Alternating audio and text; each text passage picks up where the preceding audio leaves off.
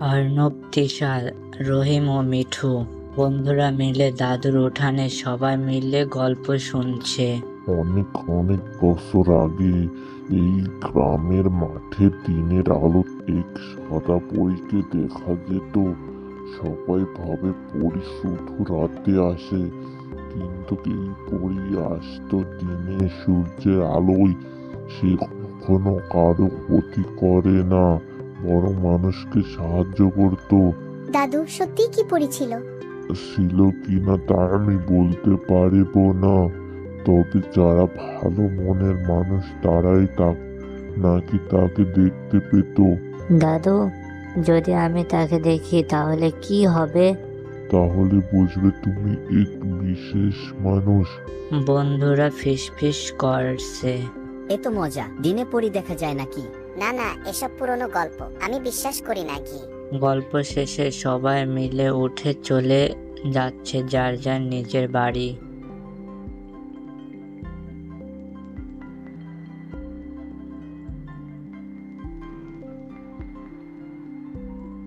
পরের দিন সকালবেলা অব্র ও তৃষা মাঠে খেলছে। দুজনেই তাকায়। সাদা পোশাকের মতো একটা অবতার দূরে ভেসে যাচ্ছে। অর্ণব, ওটা কি? আমি জানি না, আলোটা কোথায় থেকে এলো। আমরা কি সাদা পরি দেখলাম? দাদুর গল্পটা মনে করো, হয়তো ওটাই। এবং তারা দুজন ওখান থেকে চলে গেল।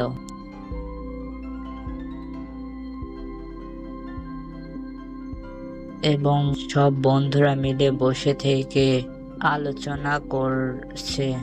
শোনো, আজ আমরা সাদা একটা অবয়ব দেখেছি। মনে হয় দাদুর গল্প সত্যি। তুমি আবার এসব বিশ্বাস করলে? না না, এটা ভালো কিছু নয়, আমি যাব না। কি কিন্তু আমিও দেখেছি, সত্যি আলো ছিল। সবাই চিন্তায় পড়ে যায়। শেষমেশ অর্ণব বলে, আমি খুঁজে বের করব আসল সত্যিটা কি।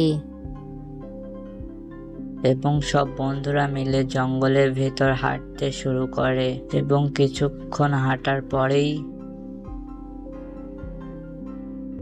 আমরা ফিরে যাই। চুপ কর, অর্ণব ঠিক বলেছে, হয়তো কিছু আছে। কিছু দেখতে পায়। হঠাৎ সাদা আলো ঝলক মারে।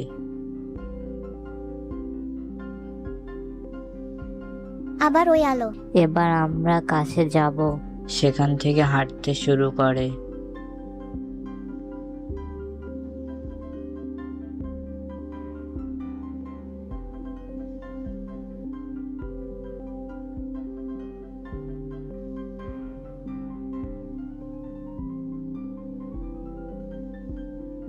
এবং আকাশের দিকে একটি আলো উজ্জ্বল করতে দেখে এবং ওখান থেকে কিছু নেমে আসতে শুরু করে।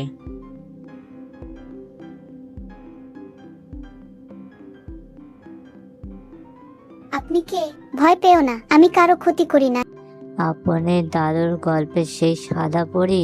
মানুষ আমাকে অনেক নামে ডাকে, কেউ বলে পরি, কেউ বলে আলো, কিন্তু আমি কেবল তাদের কাছেই আসি যাদের মন পরিষ্কার। পরী চারপাশে তাকিয়ে শান্ত কণ্ঠে বলে, এই গ্রামে এক পুরনো অভিশাপ আছে। যে খারাপ কাজ করে সে আমাকে কখনো দেখতে পায় না। যারা ভালো কাজ করে, সাহায্য করে, সত্য বলে, আমি তাদের পাশে থাকি। আপনি কি সব সময় থাকবেন? আমি থাকি, চোখে নয় কিন্তু হৃদয়ে। এ বলে পরী আস্তে আস্তে তাসে মিলিয়ে যায়।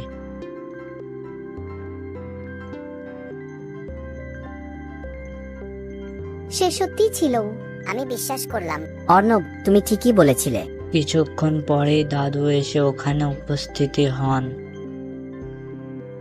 তোমরা দেখেছো যা অনেকেই দেখে না। মনে রেখো, ভালো কাজ করলে আলো সবসময় তোমাদের সঙ্গেই থাকবে। অর্ণব, তৃষা, রাহিম, মিঠু একে অপরকে প্রতিশ্রুতি দেয় তারা আর কখনো মিথ্যা বলবে না, সবসময় একে অপরের সাহায্য করবে।